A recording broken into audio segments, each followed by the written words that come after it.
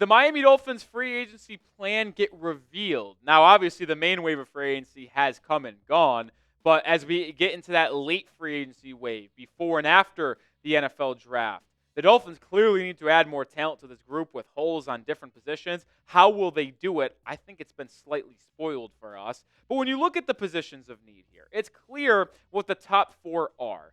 Defensive line, you weren't able to bring back Calais Campbell. Major bummer. That gives you probably the biggest need. You need to fill that left guard spot because the guy next to that position there, Liam Eichenberg, can't be your starter in week one, or this season might as well just be a lost cause. You also need a boundary cornerback opposite of Jalen Ramsey, and I think you need to add another safety. I like Ifeatu Melifonwu. I like Ashton Davis. I like potentially Patrick Morris as a year two guy. You got Elijah Campbell there as well, but you need to add a legit guy to work in a tandem with Melifonwu or Ashton Davis.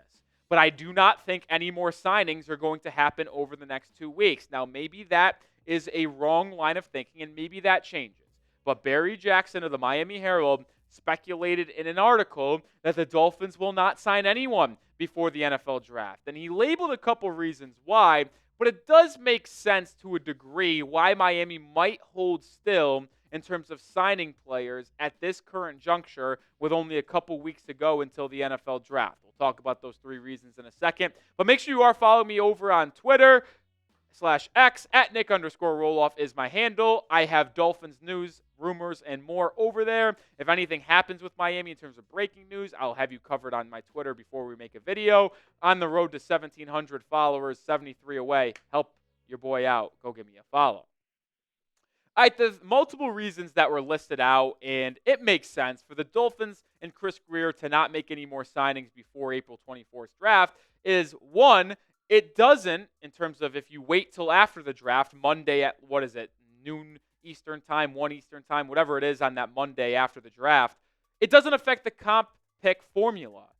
So when you get picks for the future, like the Dolphins got multiple comp picks this year, it takes into effect of who you lost, who you signed in free agency.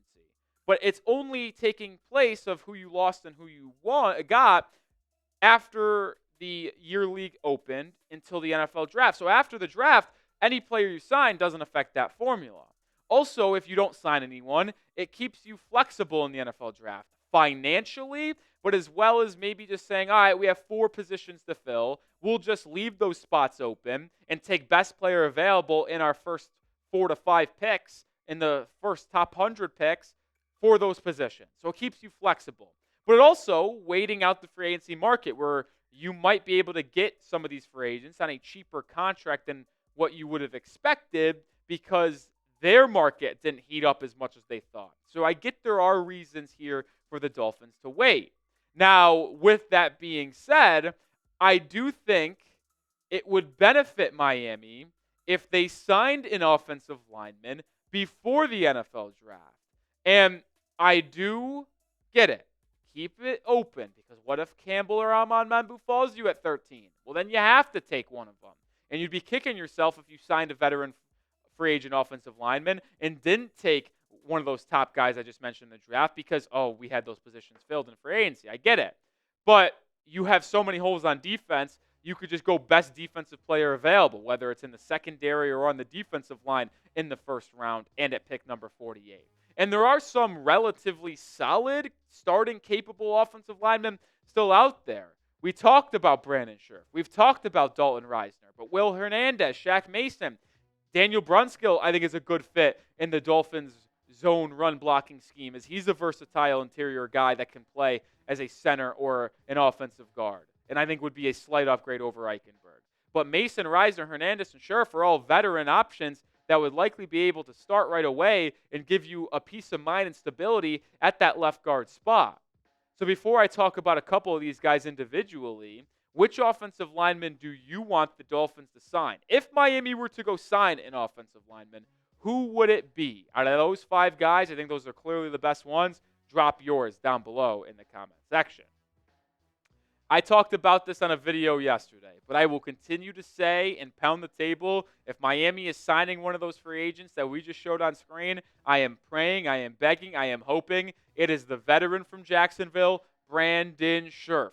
He just would give me such a nice peace of mind on the offensive line. He really, really would. The veteran is a solid pass blocker, didn't allow a sack last season. Yeah, you have questions about him in the run game and his fit in a Mike McDaniel zone run block system, but the fact that he just plays football on a consistent basis is almost good enough for me, especially when I already know that he does not give up a lot of sacks. He doesn't get penalized often. And the thing is, and I will continue to use this word, it feels like it's the word of the day for me: stability. The Dolphins need that on the offensive line. It's one of the things that I am craving because you've seen so much turnover, so much injury issues on the offensive line, whether it's Isaiah Wynn, whether it's Robert Jones, Liam Eichenberg, Teron Armstead, Austin Jackson. It would be nice to have an offensive lineman that you can almost count on being available every single week. And Scherff would slide right into that left guard spot next to Patrick Paul, who's now your left tackle since Teron Armstead officially retired last weekend, and it would fit perfectly next to him and Aaron Brewer. Because although I'm bullish on Patrick Paul, I think he's going to be good. And his 1 year sitting behind Armstead, I think is going to benefit him in the long haul. The concern of him being a first-year starter at that left tackle position is there. And if you were to fill that left guard spot with a rookie, whether it's at pick 13 or 48, and your two starting left offensive linemen is a rookie and a first-year starter, that's a major concern. But you fill that spot with a veteran left guard, yeah, that makes me quite happy, especially someone of Brandon Scherff's history and notoriety. All right, we're going to shift over to secondary here in just a second.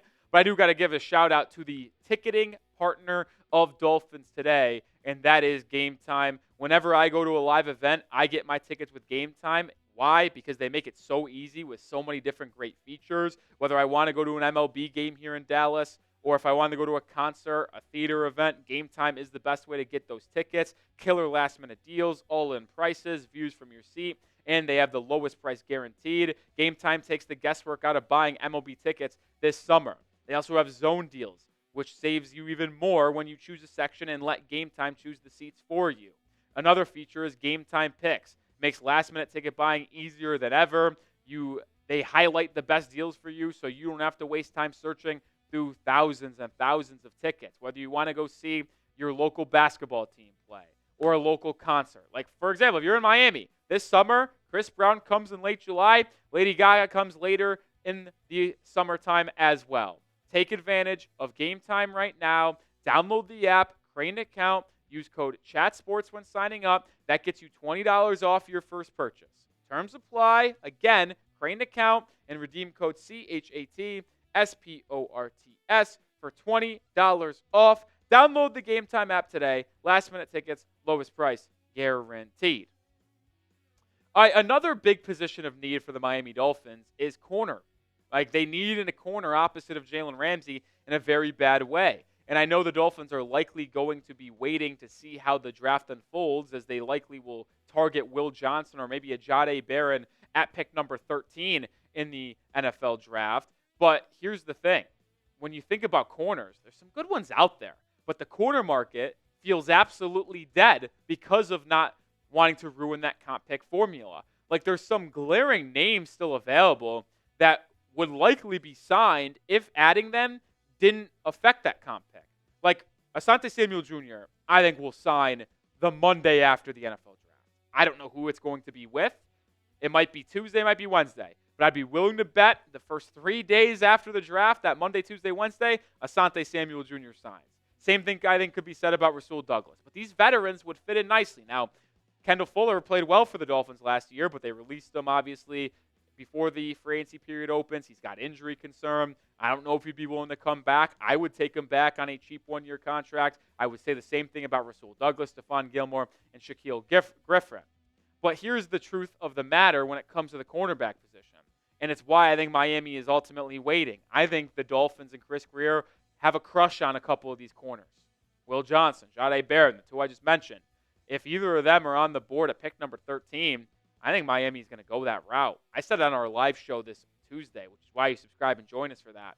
But I would put it at a 60% chance Miami drafts a defensive back. I lumped in safety there, but I give it 60% chance Miami goes defensive back at 13, 25% defensive line, and 15% offensive line. That's kind of how I see it shaking out right now because there's more talent at the top end of the cornerback market than there is in terms of some of these other positions of need. And you put in a young CB right next to Jalen Ramsey. They get to learn behind Jalen alongside him. You have a good CB duo on the outside of Ramsey and whoever that rookie is. And then when Ramsey's contract expires in 1 to 2 years, hopefully if you hit on that pick, whether it's Will Johnson or Jahdae Barron, if you do go with one of them, they're now your CB1 in this room of the future. It bridges the gap between a big need now and a need for the future as well, post Jalen Ramsey. It makes a lot of sense to go corner in round 1. And in a couple weeks, we are going to have every single Miami Dolphins draft pick on the channel. Miami currently slated to have 10 selections. We will break down every single pick live, and we will also break down every single pick with a full video, plus draft grades on each day and after the entire thing. UDFA tracker as well. Join the channel because we're the #1 spot for NFL draft content surrounding the Miami Dolphins. And I want to really pound this home before we move over to the safety department, because when you look at my big board, at least as things currently stand on April 8th on our Tuesday live show, Will Johnson's my #1 guy. He is. I want him bad. I think he would be awesome. And he's actually going to work out in front of NFL scouts and front offices before the draft because he wasn't able to do so at the pro day or the combine due to an injury. So we'll see if that takes him up boards or takes him down boards. But either way, he's my #1 guy right now. If Will Campbell slipped, he'd be my #2, but I don't anticipate him being there. I almost contemplate not even putting him on my big board. But Jahdae Barron's right there behind Will Johnson. Kenneth Grant, the interior defensive line from Michigan, is right there as well. And I also have to mention Malachi Starks because I just think he's going to be an absolute star in the NFL. But the truth is, I wouldn't force a safety pick in the draft. I know it's a need, but if you look at some of these positions, safety was addressed to a degree. Yeah, not to my liking. They didn't get that lead dude out there. They signed 2 depth guys, in Iafatu Melifonwu and Ashton Davis, that will compete with a rookie they take in the first 4 rounds. And Patrick Morris coming back. But that is probably why I wouldn't force a safety in the first 2 rounds if you do not think the best player on the board is one of those safeties. Because there are some solid free agents available that Miami could go out and scoop up. Justin Simmons is still there. Julian Blackmon, a couple veterans in Marcus Williams and Jordan Whitehead. I'm not going to talk about these guys in depth right now in this video, but if the Dolphins ended up going corner, offensive line, defensive line in the first 3 picks, didn't really draft a high-end safety, and came out of the draft with a 5th-round pick at safety and the guys they already signed for agency, and we're like, hey, we got some cap space. Got $8-9 million to burn. Why not go out and sign one of these guys on a cheap 1-year deal? I'd be all in on that to provide leadership and more competition to the safety room like you saw last year what they did with Marcus May. All right, out of those 4 safeties, I know we didn't talk about them as players, but off first glance, which one would you sign? Simmons, Julian Blackmon, Whitehead, Marcus Williams, or is there another one out there? Let me know your thoughts down in the comment section. And I'm just going to hammer this point home again.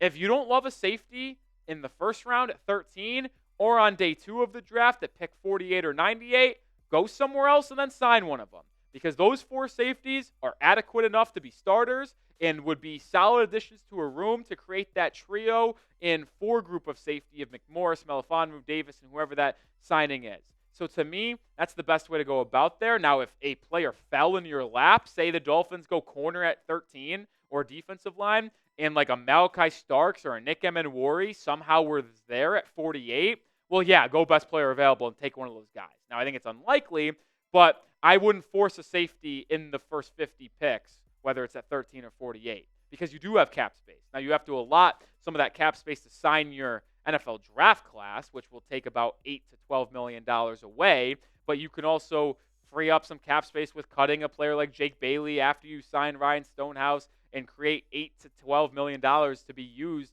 in free agency with a signing, whether you want to go offensive line or in the secondary.